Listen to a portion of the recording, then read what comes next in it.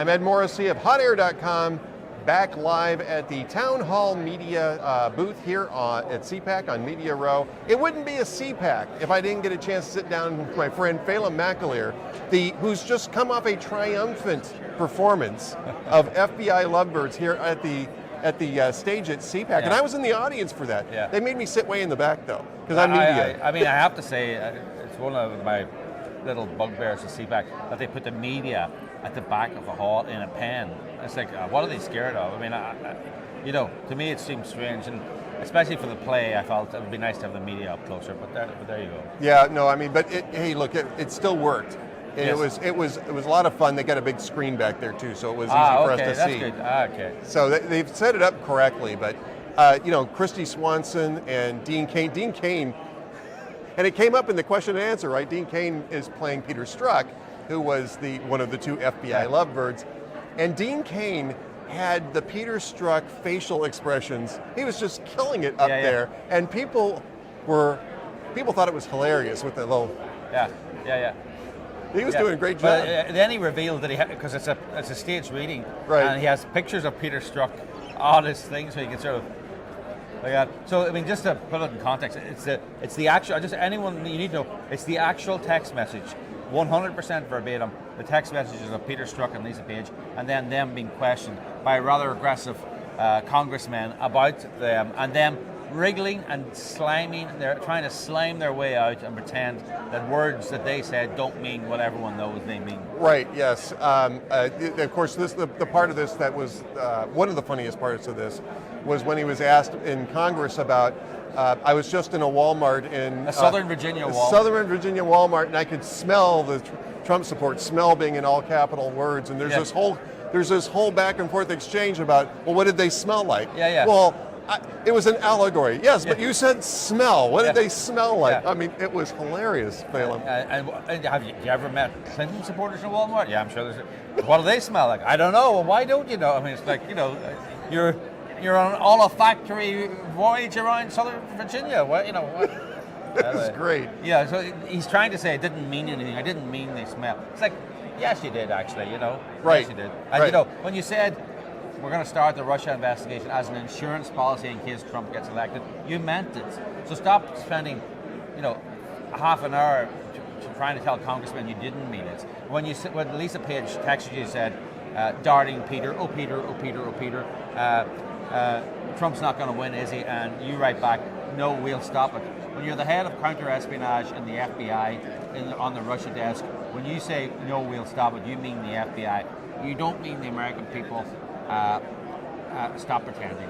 Right, exactly. And Christy Swanson did a great job. I don't want to overlook her performance. She was helped in her performance by wearing the exact same dress that Lisa Page wore for her testimony. Yeah. So Christy sourced that herself and paid for it herself, by the way. So I mean, she took the job really seriously. She went on the internet, somehow found the exact same dress, the famous dress that Lisa Page wore to the congressional grilling, and she was really in character, literally. Very good. It was a lot of fun. They graciously hung out, did question and answer, as did you and the other members of the cast, and I think everybody had a great time. Yes. And by the way, some of you are the ones who put that on, because you went to FBILovebirds.com and you contributed to the crowdfunding that allowed Phelim to stage this. By the way, for which you're still crowdfunding, and it's still open. We're 84% funded now, 83% funded. But we've got a few days left. We need to hit it. I want to take this on the road now. I want to take it for a 3-week run in New York, but then do a tour of the country, because I think this. Well, we went to the White House yesterday. Yes, I was going to ask you about that. I saw that. The president is very interested in this. He's taken a sudden interest in the arts, in the theatrical world, and you may not have pegged him as a theatrical man, but he has a sudden interest in this script and this play, and we were supposed to go there for 15 minutes. We ended up spending 45 minutes there. Let's just say he has a big interest. So we really want to bring this on the road in the next 6 months, bring it to your town. So prove to me that I can fund this. Go to FBILovebirds.com. You can buy the script there, by the way, buy a bumper sticker.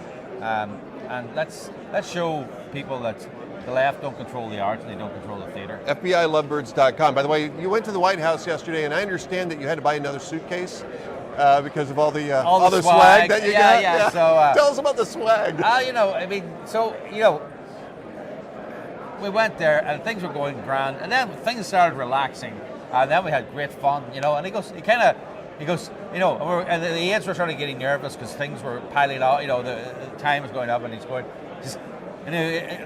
we sort of got on well, and I think he liked Anne, he liked Dean, he liked Christy, and then he says, come here, I want to show you. So he took us into this little side room, a little office, a little alcove I said, I don't bring many people in here, and it's top to bottom with swag, White House, Trump White House swag, some really good stuff.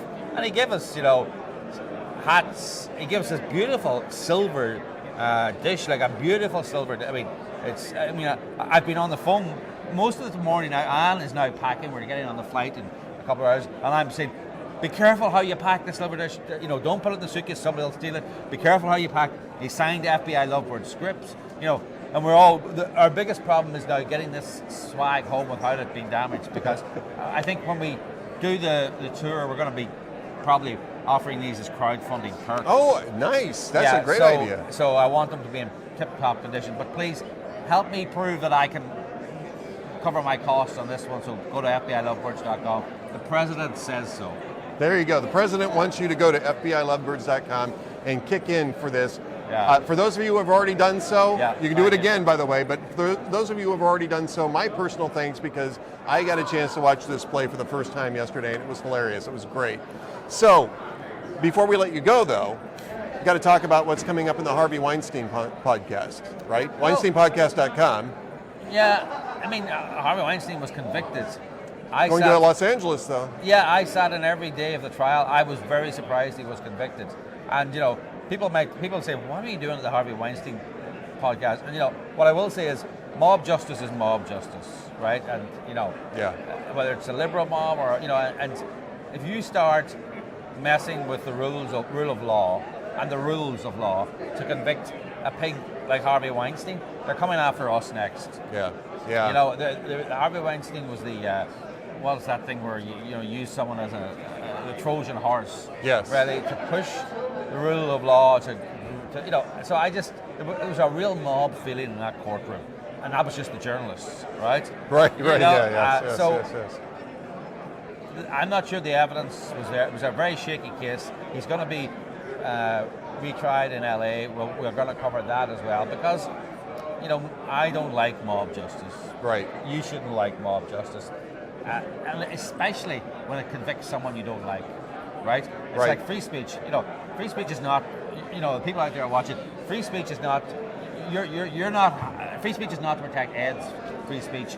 I agree. Because they agree. You agree with them. It's to protect somebody from The Nation or somebody from MSNBC. That's what it's all about. It's only worth protecting free speech if it's someone you hate, and it's only worth protecting justice and the rule of law if it's for someone you hate or someone you're polar opposites to. So that's why I was there, and I hope people understand that. And by the way, you can go back and listen to all the podcasts where they were doing verbatim readings of the transcripts from that day. The most interesting parts of the transcripts. So about 45 minutes, the most dramatic evidence that day, read by great actors from LA. So it's.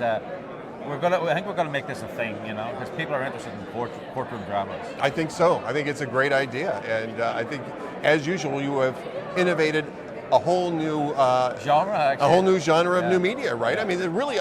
I'm not kidding around. This is what you do. You invent these genres. Well, I try and.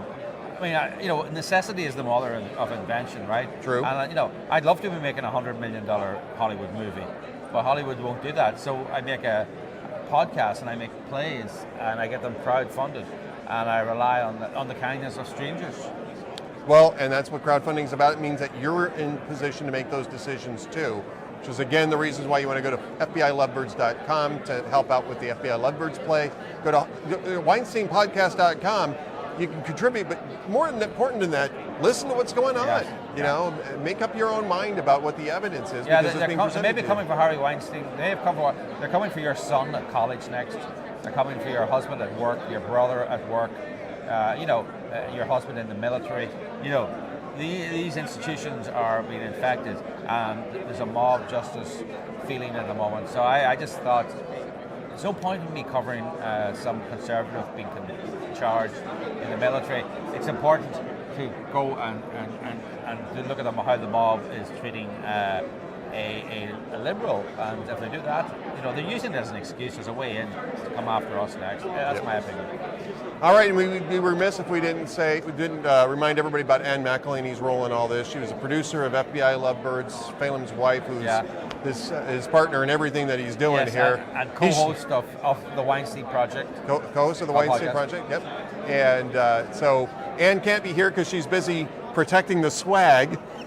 But Anne, if you watch this, it was great seeing you out here, and hopefully... Anne McElhaney, protector of swag. Anne McElhaney. She's on Twitter, at Anne McElhaney. Phelim's on Twitter, at Phelim McAleer. Yes. And so you can also follow what they're doing there. I'm Ed Morrissey of HotAir.com, here at the Town Hall Media booth on CPAC's Media Row. We'll be back later with more.